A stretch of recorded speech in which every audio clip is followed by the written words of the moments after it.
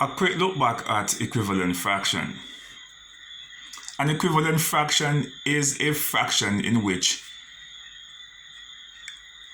both numerator and denominator can be multiplied or divided by the same number. So when we're looking at equivalent fraction, we're going to be looking at two operations. We're going to look at multiplication and division, those two operations in equivalent fraction. Let's write a fraction. This fraction could be a half. If you have a half and you are trying to find other equivalent fractions and it asks you to multiply it by 2, what you are going to do, probably they want you to write a fraction here, multiply by 2, they want you to write one here, multiply by 3, and they want you to write one here, multiply by 4. It doesn't have to be a big problem.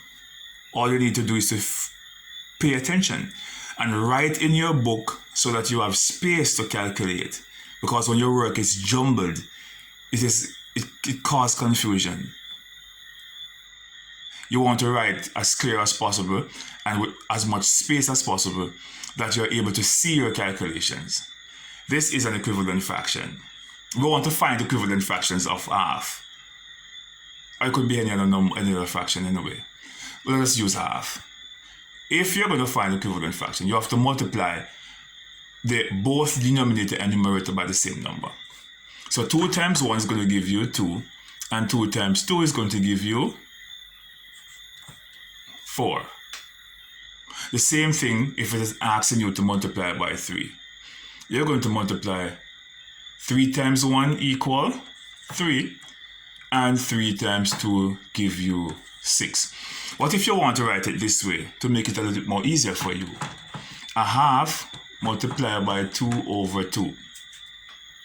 And you say 2, 1 equal 2, and you say 2, 2 equal 4. It's going to give you the same thing up here. What if you want to say, okay, a half multiplied by what? 3. And you want to multiply that one by 3 and that one by 3. 3, 1, 3. 3 2s, 6. You get the same answer up there. So you can do it 2 ways. Whichever one is more easier for you, that is the one you should do. 4 times 1 equal 4. 4 times 2 equals 8. Or what if you want to do it this way? Half multiplied by 4. The top number by 4, the bottom number by 4. And you say 4 times 1 equal 4, and 4 2s equal 8. Same thing up there. So whether you want to do it this way to get this answer, or you want to do it this way to get this answer, it doesn't matter. Whichever way you want to do it.